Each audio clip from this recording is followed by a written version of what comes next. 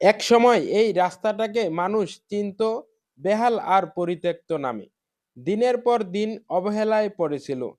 যেখানে চলাচল তো দূরের কথা, চোখে পড়তো না কোনো জীবনের ছায়া। আজ সেই ছবিটা বদলে গেছে, হয়ে গেছে অন্যরকম। চর আবাবিল রসমুদ্দিন উচ্চ বিদ্যালয় থেকে শুরু করে ইসলামিয়া বাজার হয়ে পাঠানগো মোড় পর্যন্ত এই রাস্তাটা নতুন করে পেয়েছে পান। নতুন সংস্কারে বদলে গেছে এর চেহারা। ফিরে এসেছে মানুষের ভরসা।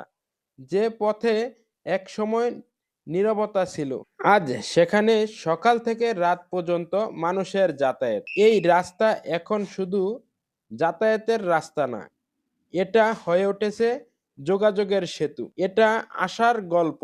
এটা প্রমাণ অবহেলায় পড়ে থাকা পথও একদিন ঘুরে দাঁড়াতে পারে নতুন রূপে, নতুন পানে। আমাদের সেই পুরনো রাস্তা।